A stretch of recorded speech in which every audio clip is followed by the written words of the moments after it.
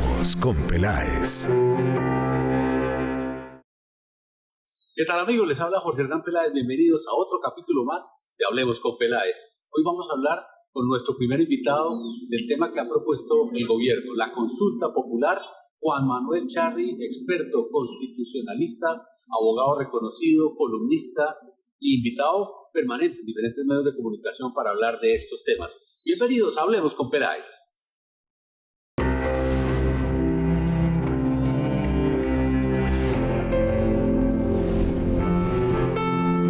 Hablemos con Peláez. Nuestro primer invitado hoy en Hablemos con Peláez es el abogado Juan Manuel Charri, egresado del Colegio Mayor de Nuestra Señora del Rosario, con especialización en Derecho Constitucional y Ciencia Política en Estudios Constitucionales de Madrid, España. Es profesor titular de Derecho Constitucional del Rosario, miembro fundador de la Asociación Colombiana de Derecho Constitucional. Fue conjuez del Consejo Superior de la Judicatura. Fue profesor de la Javeriana, procurador auxiliar, miembro de la Comisión Especial Legislativa, decano de la Facultad de Jurisprudencia del Rosario, defensor del lector en el diario El Espectador, y ha publicado varios libros como La Constitución como norma jurídica, La acción de tutela y otros más. Comenzamos preguntándole a Juan Manuel Charri, experto constitucionalista, sobre su opinión al respecto de la consulta popular que propone el gobierno Petro.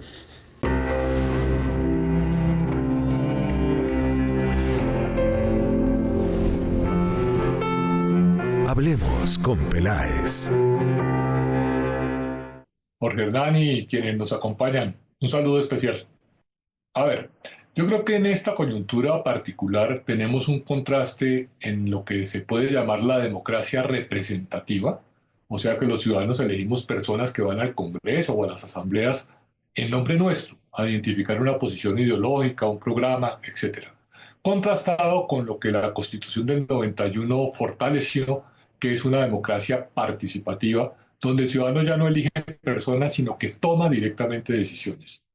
El presidente de la República, ante las dificultades de sacar adelante proyectos legislativos en la democracia de representación, optó por proponer o mencionar una consulta popular como un mecanismo para que el pueblo o los ciudadanos se pronuncien sobre el problema que tiene el Congreso con esos proyectos. Contrasta las dos democracias, la representativa y la de participación. Bueno, comencemos a explorar las posibilidades. Estamos ante un gobierno que tendría que finalizar el año entrante a mitad de año y le queda un poco más de 16, 18 meses para intentar hacer lo último que falta. ¿Qué tan viable ve usted que se materialice una consulta popular en ese corto tiempo? Bueno, lo veo poco viable no porque sea una propuesta del presidente, sino porque la democracia participativa fue regulada o reglamentada por la democracia de participación, en principio en la ley 134, después otra ley la complementaron, la 1757, y eso dio lugar a que en sus orígenes Antonio Navarro, que venía de ser presidente de la Asamblea Constituyente, dijera que le habíamos entregado el hijo a Herodes, o sea, la democracia de representación reglamentaba la de participación, y en la práctica quedó reglamentada con muchos requisitos, lo que hace que sea muy difícil de sacar adelante prácticamente cualquier proceso de participación ciudadana. Es engorroso, es demorado, tiene umbrales, tiene mayorías calificadas, y si uno mira la historia, muy pocos procesos de participación ciudadana han sido exitosos. Tal vez uno recuerda muchísimo el del presidente Álvaro Uribe cuando llegó iniciando gobierno, que propuso varios puntos en un referendo y eso pues no cruzó, digamos, los umbrales. Pero en esta ocasión yo creo que el presidente no tiene esa popularidad. Bueno, en el caso de Álvaro Uribe venía de ganar, ha sido el único presidente con mayoría absoluta en primera vuelta y venía con una imagen de aceptación muy alta. Propuso 17 preguntas, la Corte le ajustó a 14, y de esas 14 tan solo la primera pregunta para modificar el artículo 125 cruzó el umbral y logró hacer el ajuste constitucional. Las otras 13 preguntas no lo lograron, y digamos que el balance es que fue un fracaso o un triunfo parcial con un porcentaje de acierto muy bajo. Los colombianos en general tienden es a votar cuando hay elecciones de alcaldes, gobernadores, congreso, presidente, pero cuando hay preguntas es como si la opinión fuera muy diferente o la participación tal vez cambia mucho porque creen que no están eligiendo un cargo. Bueno, los colombianos votamos poco. ¿En qué sentido? En el sentido de que la abstención generalmente ronda el 50% del censo electoral. Para dar una cifra gruesa, porque está por encima de 40 millones el censo electoral, en la práctica votamos 20 millones de personas, a veces 19, 18, otras veces 20, 21, pero hay un grueso de un 48, 50% que no vota, o sea que es la abstención. Eso en las elecciones para democracia representativa, que son las tradicionales, donde hay campañas, donde hay distintas prácticas en el sentido de invitar a las personas, poner transporte, ofrecer lechona, etcétera, se logra una participación de alrededor del 50%. Cuando el tema es conceptual, como puede ser una consulta popular o un referendo, donde hay menos interés de la política de representación, pues los porcentajes de participación son más bajos. De hecho, son mucho más bajos. Y no logran cruzar los umbrales del 25, 33% que traen los requisitos para los mecanismos de participación ciudadana. Juan Manuel, supongamos por un momento que a usted lo llaman de la Casa de Nariño y le hacen una consulta, le preguntan así abiertamente cómo ve el tema, cuál sería como su principal sugerencia para una iniciativa que en teoría parece muy quijotesca. Bueno, digamos que depende del objetivo. Políticamente hablando, a mí me parece válido el planteamiento de proponerle a la ciudadanía que mire la situación, como decir, el Congreso no nos aprueba las reformas bandera del gobierno, que es la reforma a la salud y la reforma laboral, el pueblo debe decidir. Ese planteamiento es impecable en la teoría y puede tener mucha aceptación en la práctica. Pero cuando bajamos a los requisitos de la consulta popular, pues es prácticamente imposible que se logre. Y si se logra es al final del periodo de este gobierno, lo que la hace, digamos que difícil de sacar adelante y con muchos riesgos para el presidente. Para repasarlo muy rápido, Jorge Hernán. La propuesta la hace el gobierno. Tiene que tener concepto previo del Senado, para lo cual se le da un mes. Una vez que se logra, el presidente debe fijar las elecciones, la fecha, para dentro de los 3 meses siguientes. O sea, ahí ya van 4 meses. Las elecciones demandan pues un aparato administrativo y financiación y se deben diseñar las preguntas. Además, tienen requisitos jurídicos. Para que la elección genere efectos, debe votar más de la tercera parte del censo electoral. Estamos hablando de 13.300.333 si fueran 40 millones. Hoy en día son 40.800.000 más o menos. Y para esa época probablemente sean 41 millones los que hacen parte del censo electoral. Es un umbral muy alto. Y se debe ganar por mayoría de la mitad más uno para que la pregunta que se formule genere efectos jurídicos. La pregunta como tal no puede ser normativa, o sea, no puede ser un artículo de una ley o un artículo de una constitución. Para ello hay otro mecanismo que es el referendo, bien sea referéndum constitucional o referendo legal, que puede ser para derogar una ley o para aprobarla. Entonces tenemos requisitos, tenemos financiación, tenemos tiempo, y solo para mencionar dos hipótesis. Puede no alcanzarse el umbral. Alcanzado el umbral puede ser derrotado, no obtener la mitad más uno, porque haya votos en blanco, votos nulos, etcétera. ¿Cómo llega un gobierno a las elecciones del 2026 sin haber alcanzado el umbral en sus proyectos bandera? Entonces me parece que es inconveniente y jurídicamente es difícil de cumplir los requisitos de la ley. Juan Manuel, esta semana que pasó, el gobierno dijo a través de algunos de sus voceros que iban a poner una plataforma digital para que los ciudadanos propusieran preguntas, pero me llama la atención que usted acota que las preguntas deben tener una revisión jurídica mínima y después, si no, eso cae en el Senado o en la Corte Constitucional y las tumban. ¿Cómo se puede garantizar que las dudas de los ciudadanos, las que propongan los ciudadanos, efectivamente queden en la consulta? A ver, eso va a ser digamos que un trabajo por parte del propio gobierno de diseño de las preguntas, no solo para que sean jurídicas, sino para que sean fáciles de entender por parte del elector, no generen confusión, sean atractivas y lleven a los electores a las urnas. yo suelo mencionar que un éxito de consulta popular fue el día sin carro. ¿Quiere usted un día sin carro? Y fue una pregunta fácil.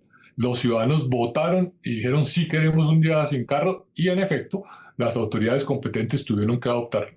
Acá se tendrían que buscar preguntas de ese tipo, que son muy difíciles de hacer frente a proyectos de ley que tienen muchos artículos con diferentes aspectos.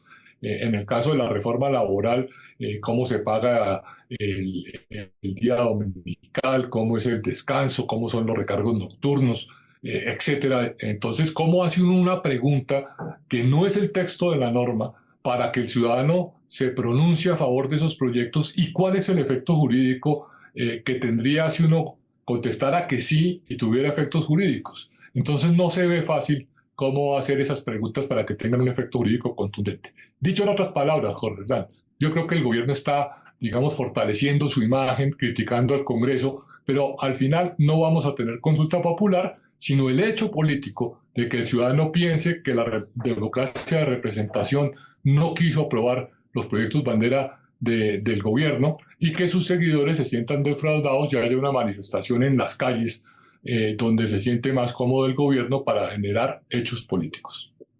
El ministro de Interior había hablado hace unos días de al menos 10 preguntas, pero según su análisis, Juan Manuel, estoy entendiendo que tal vez para una consulta es mejor tener menos preguntas, de pronto hasta solo una.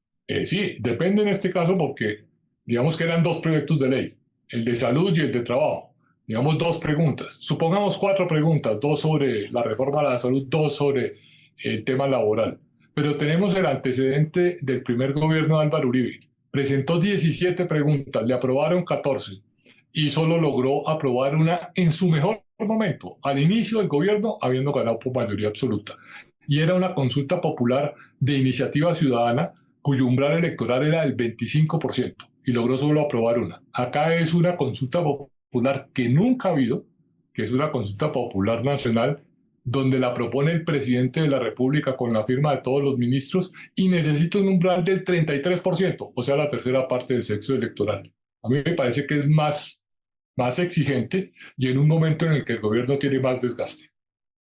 Hablemos del caso de la consulta anticorrupción que adelantó Claudia López y su partido Alianza Verde, que de pronto era una pregunta sencilla, porque pues todos los colombianos queremos que no haya corrupción.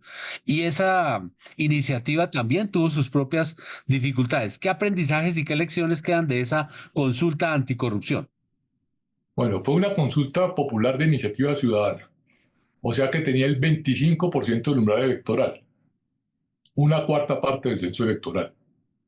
No lo alcanzó, en el sentido de que no generó efectos jurídicos, generó un efecto político que en mi opinión llevó equivocadamente al gobierno de la época a aceptar algunas de las preguntas y respuestas que si bien no generaron efectos jurídicos, el gobierno las respetó sin tener obligación alguna y fue un triunfo de la oposición. Pero jurídicamente nos enseñó que a pesar de que el umbral es del 25%, es muy difícil de alcanzar. No lo lograron. No lograron que las preguntas o que el proceso de consulta generara efectos jurídicos y lo que hizo fue generar un simple efecto político.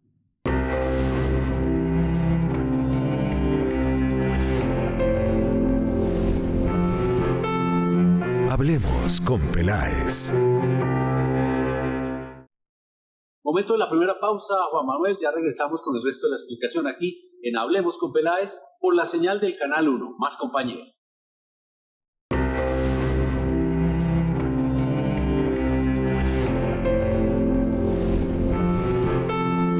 Hablemos con Peláez.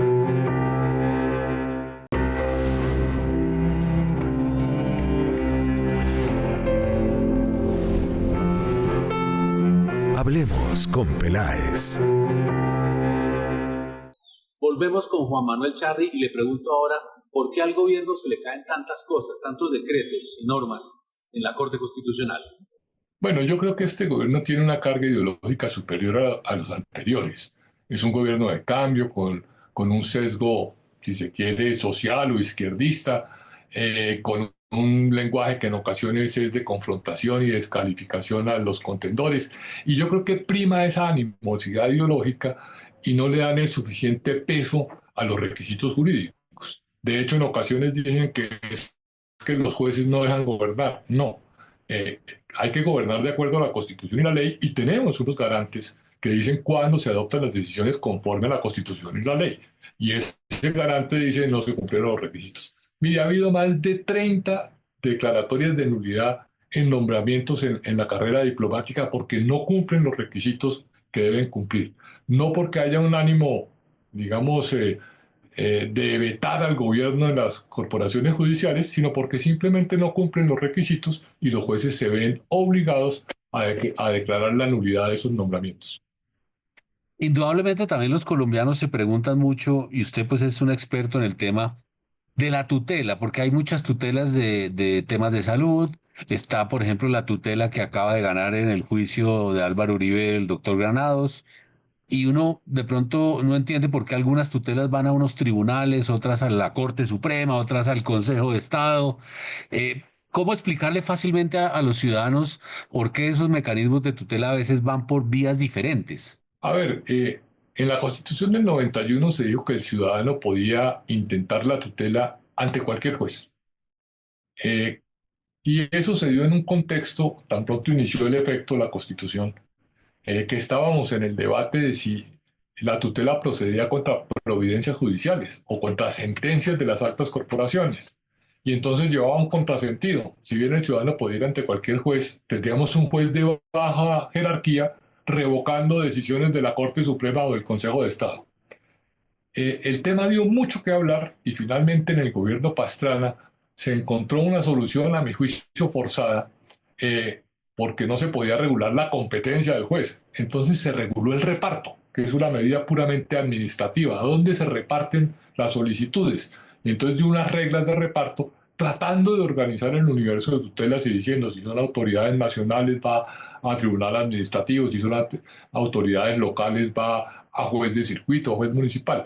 Eso llevó a que se ordenara un poco el universo de las tutelas y se solucionó en parte el problema de la tutela contra sentencias judiciales en el sentido de que las tutelas contra las decisiones de la Corte Suprema y del Consejo de Estado, máximas autoridades en sus respectivas jurisdicciones, las resuelve la misma corporación.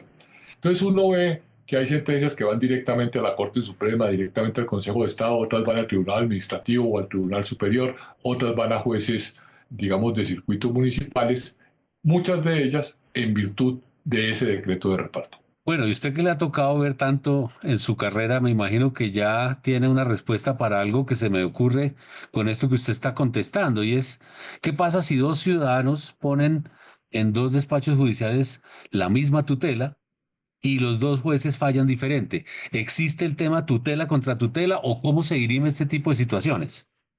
Bueno, esa es una muy buena pregunta. Eh, la Corte y tal vez el procedimiento de tutela expresamente prohíben que haya tutela contra tutela, y no se tramitan.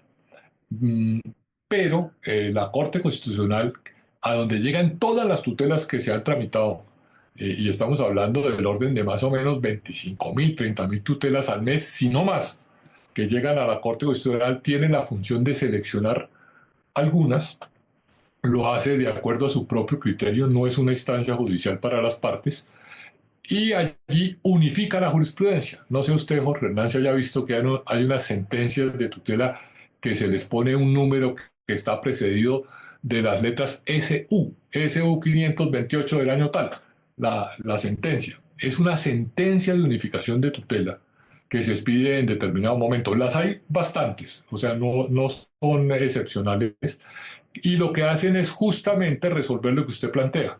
Cuando los jueces resuelven tutelas en casos análogos o similares de diferente forma, la Corte considera que debe generar una unificación y decir, mire, los criterios para este caso son estos, de manera que sean un referente para los jueces en el futuro, de que la Corte ya sentó una posición de cómo se deben interpretar los hechos y los derechos para que no haya esas contradicciones.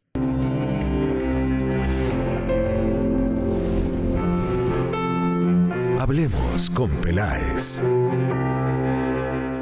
Juan Manuel, muchas gracias. La próxima semana estaremos pendientes de cómo avanza este tema aquí. Gracias por sus explicaciones, la nota completa con Juan Manuel Charry, la van a poder ver en nuestra página www.canal1.com.co. Pausa, ya regresamos.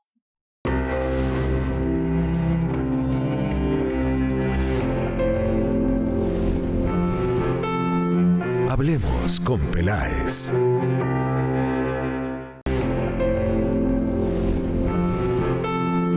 Hablemos con Peláez.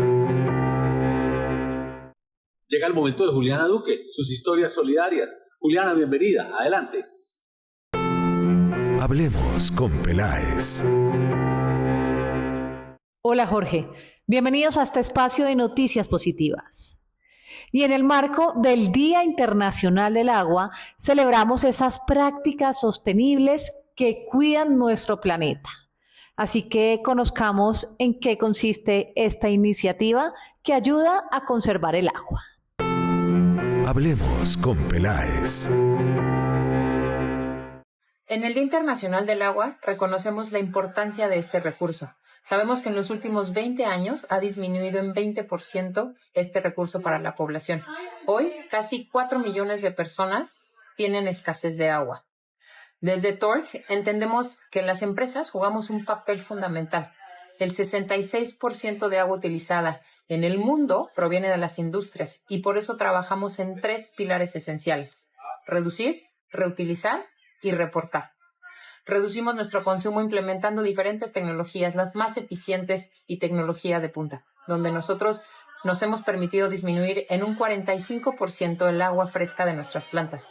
Además, el 85% del agua que utilizamos proviene de procesos de reciclaje, evitando el uso de más de 1 millón de metros cúbicos en los últimos 5 años. Nuestro compromiso es claro y firme, y esta es la invitación a todas las compañías a liderar con el ejemplo, a demostrar que la sostenibilidad es posible en todas las industrias. Hablemos con Peláez. Felicitaciones y que sigan llegando proyectos como estos. Esto es todo por hoy. Nos vemos dentro de 8 días con más noticias e historias solidarias. Chao. Hablemos con Peláez. Gracias, Juliana. La próxima semana más historias solidarias. Y ahora llega Carolina Vargas con 2 notas del sector automotriz en movimiento. Carolina, adelante. Hablemos con Peláez. Gracias, Jorge, y muy buenos días a todos. Jack Motors se unió a Inchcape y a su red aliada con concesionarios para traer a Colombia una oferta amplia en vehículos de carga. Además, estuvimos en la edición especial de 35 años de Mazda MX-5, el deportivo biplaza más vendido del mundo.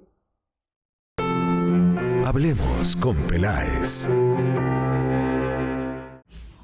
Jack, la marca china de vehículos de pasajeros y comerciales, entra a ser parte de la oferta de Inchcape, el grupo más grande de distribución automotriz del mundo, con un nuevo portafolio de camiones desarrollado para la topografía y necesidades del mercado colombiano. La compañía ofrecerá productos en todos los segmentos, desde los ultralivianos hasta los pesados con volquetas, mixer, minimulas y tractocamiones. Este acuerdo hace parte de la estrategia regional de Inchcape para robustecer su presencia en el mercado de vehículos comerciales y particularmente en Colombia, con la visión de entregar una oferta de soluciones de transporte para distintos segmentos del mercado. La experiencia de Inchcape con la marca Jack y los resultados en países como Bolivia, Perú, Chile y Costa Rica han permitido extender el acuerdo al mercado colombiano, uno de los más exigentes y competitivos para vehículos de carga.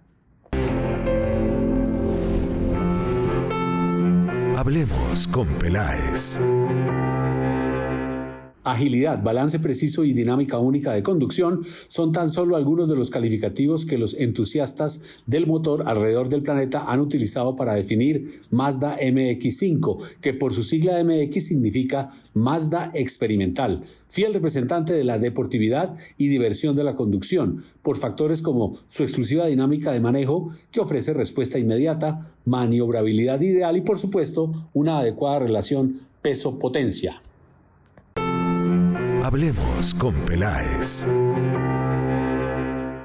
Bueno, eso es todo por hoy. A todos ustedes los espero dentro de 8 días acá en el Canal 1 para más noticias de la industria automotriz en Colombia. Feliz fin de semana. Hablemos con Peláez. Gracias, Carolina. Y llega la cápsula empresarial alrededor de todo un ecosistema, toda una industria que hay en las mascotas que ha crecido muchísimo en Colombia. Y vamos a establecer comunicación con el cofundador de Laika. ¿A quién hablemos con Peláez? Hablemos con Peláez.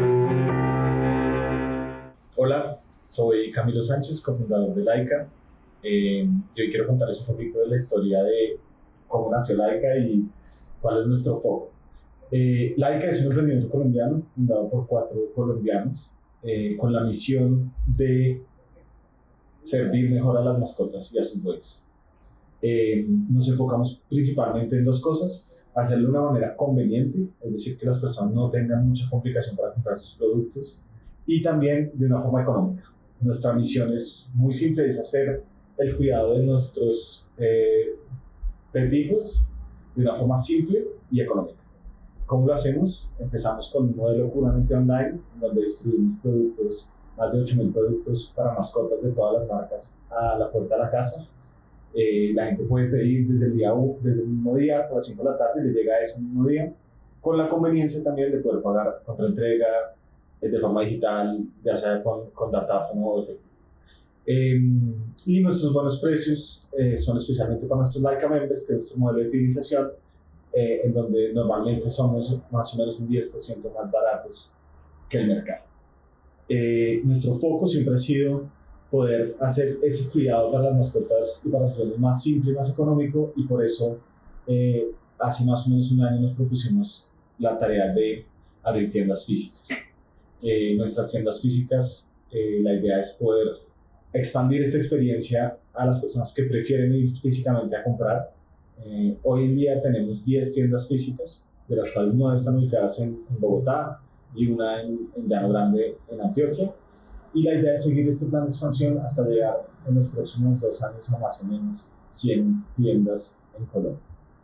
Una parte fundamental de la compañía siempre ha sido la generación del empleo directo.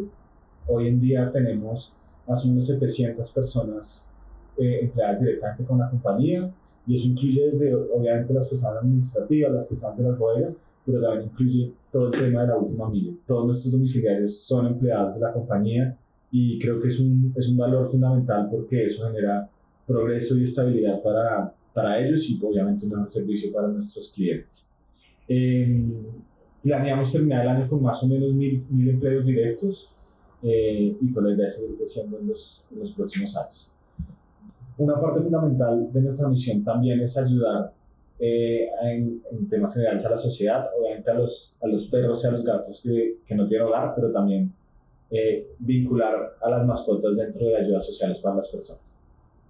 Todos los meses, en nombre de nuestros Laika Members, donamos muchas toneladas de comida a fundaciones de perros y gatos sin hogar, pero también hacemos otro tipo de actividades con personas, como por ejemplo, el mes pasado estuvimos en La Modelo haciendo una terapia con reclusos y con animales, ayudando a todo su tema psicosocial. Esto es Laika. Espero que nos visiten nuestras tiendas en nuestra aplicación. Hablemos con Peláez. Camilo, muchas gracias. La nota completa la pueden ver en nuestra página canal1.com.co. Otra pausa, ya regresamos. Hablemos con Peláez.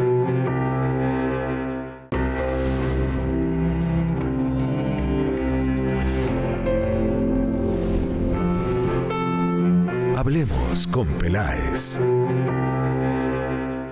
Vamos a hablar de tecnología ahora con una compañía que se llama Inetum. Nos atiende Carlos Castañeda.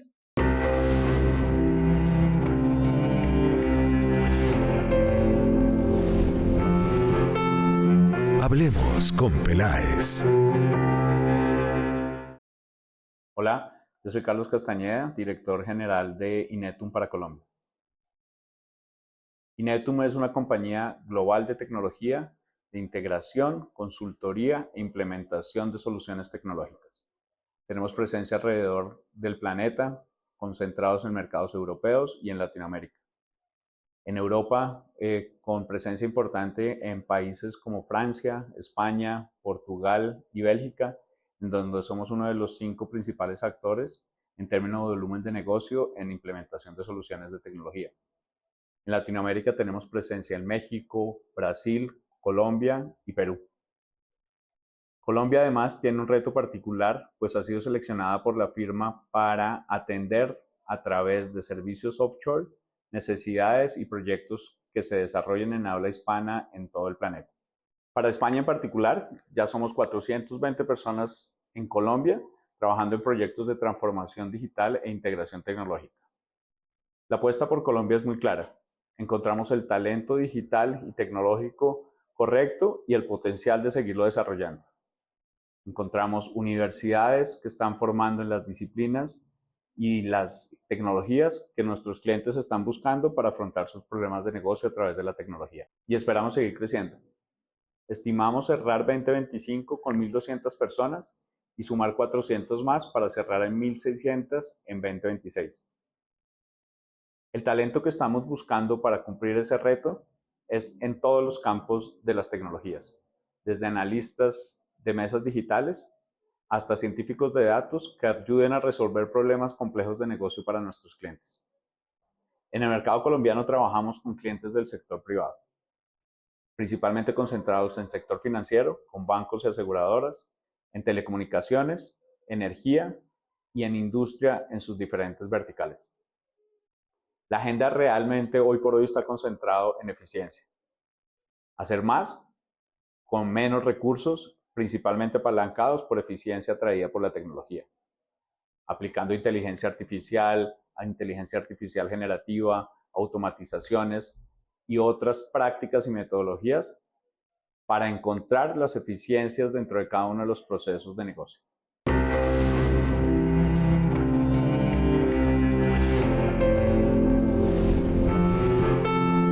Hablemos con Peláez. Gracias, Carlos. Y desde el Banco Itaú, del área de investigaciones económicas, les hemos pedido que nos den una opinión sobre las cifras más importantes de nuestro país a nivel de macroeconomía. Y estamos con uno de sus analistas senior del Banco Itaú.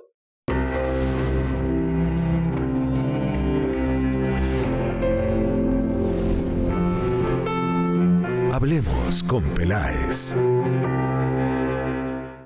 El área de investigaciones económicas del Banco Itaú Colombia, en un reciente informe, pregunta qué va a hacer el Banco de la República en este nuevo escenario donde hay 2 nuevos codirectores y también un cambio de ministro de Hacienda.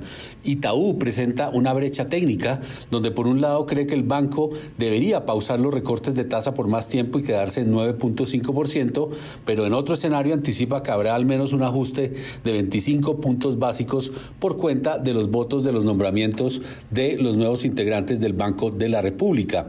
Inflación, tasa de cambio y otros temas macroeconómicos nos lo ayuda a analizar Juan David Roballo, analista senior de investigaciones económicas del Banco Itaú.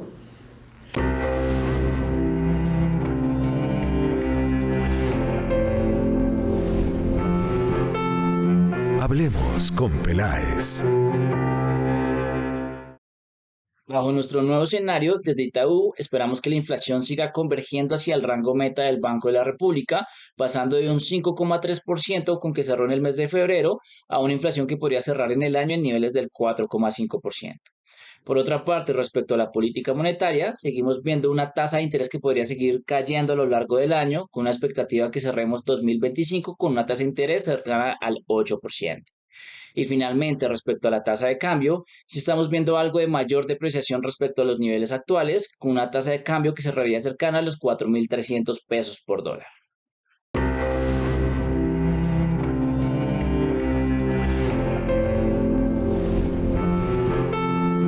Hablemos con Peláez. Juan David, muchas gracias. Un abrazo a todo el equipo del Banco Itaú. La nota completa con Juan David la van a poder ver en nuestra página canal1.com.co. Pausa, ya regresamos.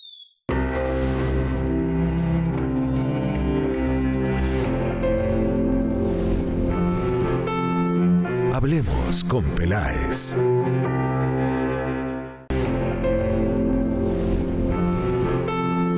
Hablemos con Peláez. Nuestro último invitado es internacional, es guatemalteco, Horacio Álvarez Martinelli. Trabaja aquí en Colombia en el Banco Mundial, también ha estado anteriormente en el BID, y vamos a hablar con él principalmente de temas de educación, porque el Banco Mundial acaba de hacer una alianza con diferentes organizaciones y entidades colombianas. Horacio, bienvenido, adelante. Bueno, esta es una alianza que comenzamos con varias organizaciones, como bien tú mencionas, UNICEF, USAID, el BID y una serie de secretarías de educación, bueno, la Secretaría de Educación de Bogotá, la Secretaría de Educación de Manizales, la Secretaría de Educación de Barranquilla, Fundación Luker y otra serie de Fundación Aprender a Quererte. Y con todos estamos trabajando en promover la lectura inicial, hacerla con métodos que todos los niños, con los que todos los niños puedan aprender a leer y escribir en la edad correcta, porque en Colombia, al igual que en el resto de América Latina, tenemos una crisis de aprendizajes terrible, una crisis de aprendizajes que afecta, en el caso de Colombia, a más de la mitad de los niños, porque al final de quinto grado no pueden leer y comprender un texto simple para su edad. Y esto no les permite a futuro tener trayectorias educativas adecuadas, no les permite terminar bien la secundaria, no les permite transitar a la media. Y todo esto surge y parte de que no les estamos enseñando a leer a los niños en el primer grado adecuadamente. La alianza se llama Colombia se escribe leyendo y tenemos de hecho una serie de eventos programados para los próximos meses sobre este tema. Horacio, los economistas a nivel mundial coinciden en que entre mayor escolaridad, mayor lectura, mayor capacidad, digamos, académica, pues las naciones van a ser más prósperas, van a tener una mejor economía y en países, por ejemplo, de África y Asia, el ejemplo es bastante dramático de cuando hay poca educación. Colombia, me imagino usted ha observado, tiene muchas brechas entre unas regiones y otras. ¿Qué tan difícil está el caso Colombia para poder disminuir esas brechas educativas? Bueno, las brechas en Colombia son enormes, ¿no? Colombia es uno de los países más desiguales de la región y del mundo, y esto en parte se debe a un sistema educativo que es bastante desigual, ¿no? Es un sistema educativo que, por la estructura institucional, asigna a sus mejores docentes, a los docentes con contratos permanentes, a los docentes mejor preparados, a las escuelas y a los centros urbanos que tienen niños con mayores ventajas. Y asigna también a los docentes con menor preparación, con contratos temporales, a escuelas que tienen mayores desventajas, en los que hay niños con niveles socioeconómicos más bajos, con capital cultural más bajo. Entonces, esto profundiza las brechas. Además, Colombia tiene una particularidad, es el único país de la región que no tiene una política nacional de currículo nacional ni una política nacional de textos escolares. Entonces, esto hace que cada escuela debe de producir o proveerse de sus propios recursos educativos para los niños y pues dependiendo del grado y el nivel de preparación de los docentes o de la disponibilidad de las familias, pueden apropiarse o no de los recursos que necesitan para que los niños aprendan. Esto genera más brechas todavía. Y además es un sistema que hoy día, y creo que Darío Maldonado lo mencionó en un artículo reciente, no recuerdo en qué medio, Darío es profesor de la Universidad de los Andes, que el sistema está navegando a ciegas. El sistema, después del 2017 fue la última prueba que se tuvo a nivel censal para los estudiantes de tercero, quinto y noveno grados. Siempre hemos tenido pruebas censales en Saber 11, pero Saber 11 es muy tarde. Necesitamos saber qué es lo que sucede en la educación en los primeros años. Y desde el 2017 no se aplican pruebas censales a nivel de institución educativa o representatividad de municipio. Entonces no sabemos cómo va realmente el sistema. Tenemos un panorama general, sabemos que la pandemia produjo mayor crisis de aprendizajes según las pruebas Saber, pero no tenemos información detallada que les sirva a los hacedores de política, que les sirva a los directivos docentes y a los profesores para tomar decisiones sobre la educación de los chicos. Horacio, otro dolor de cabeza de Colombia, comparado con otros países, es el bajo nivel de bilingüismo. Sí, bueno, las políticas de bilingüismo son importantes para ciertos segmentos de la población, ¿no? Y en ciertos contextos. No es una política fácilmente generalizable, o sea, hay sistemas educativos que lo han intentado, pero no es una política fácil de aplicar porque no tenemos los docentes y los recursos para tener docentes que enseñen inglés, por ejemplo, o algún segundo o algún otro idioma en las aulas. Entonces, imagínate si tenemos dificultades para que los niños aprendan a leer, que debería de ser algo que es tan básico y fundamental, ¿no? O que aprendan matemáticas. Hemos encontrado en pruebas que estamos haciendo en Bogotá, en Medellín, que los niños al finalizar 5º grado no pueden sumar y restar. Imagínate si esas son las dificultades bases que enfrentan nuestros sistemas educativos en América Latina, no solo en Colombia. ¿Cómo será tener una política de bilingüismo que abarque a toda la población? Entonces son políticas más difíciles incluso. Ahora, son súper importantes, especialmente sabiendo que nuestros jóvenes hoy se enfrentan a un mundo más globalizado, más competitivo, en el que el inglés, por ejemplo, es una herramienta fundamental para muchos trabajos. Pero creo que esa sería una segunda etapa de reformas o una segunda etapa de foco que debería tener el sistema educativo, o hacerlo en forma muy targeted, muy focalizada para algunos grados o para algunas carreras en las que se enseña inglés como segundo idioma, por ejemplo. ¿Qué hacer ante la inminente llegada a toda velocidad de la inteligencia artificial? Que esto también va a cambiar los modelos educativos. Un país como Colombia, ¿qué puede hacer para no quedar rezagado? Bueno, lo primero que tiene que hacer es que todos los niños aprendan a leer, porque la inteligencia artificial para aprovecharla, parte del hecho que nosotros tenemos que tener las suficientes herramientas para leer un texto, para poder escribir un texto, para poder realmente reflexionar sobre lo que queremos indagar o lo que queremos investigar. Y la inteligencia artificial nos presenta una gran cantidad de oportunidades. Pero si no sabemos leer y escribir, ¿cómo escribimos un prompt para que la inteligencia artificial nos responda? ¿O cómo tenemos los suficientes conocimientos para saber si la inteligencia artificial y las respuestas que nos está dando no está alucinando o no nos está diciendo algo que no funciona? Creo que en eso nosotros tenemos que trabajar muy fuertemente nuevamente en las competencias básicas y fundamentales y utilizar la inteligencia artificial para propósitos que nos pueden ayudar a mejorar, por ejemplo, la planificación de aula de los docentes, o la elaboración de materiales por parte de los docentes, o la elaboración de pruebas formativas. Antes es difícil, por ejemplo, hacer 20 ítems para una prueba formativa de matemáticas, de aritmética simple, pues tomaba mucho tiempo. Hoy puedo hacer 50 pruebas en 5 minutos si hago el prompt correcto. Entonces podemos aprovechar la inteligencia artificial, pero saber que tenemos limitaciones para su aprovechamiento y que tenemos que superar esas limitantes para poderla aprovechar al máximo y no quedarnos atrás. Todas las plataformas funcionan como un complemento al sistema educativo y en algunos casos incluso como sustituyen al sistema educativo. Pero te pongo un ejemplo para que comprendas qué es la inteligencia artificial. Si tú eres Nairo Quintana y te dan una bicicleta de $5,000 o $10,000, pues tú vas a hacer maravillas con esa bicicleta y vas a llegar lo más rápido de aquí a Tunja.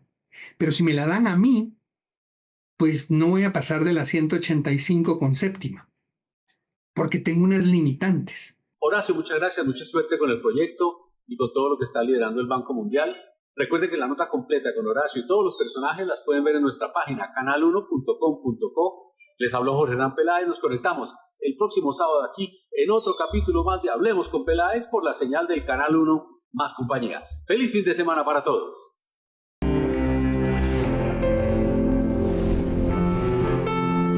Hablemos con Peláez.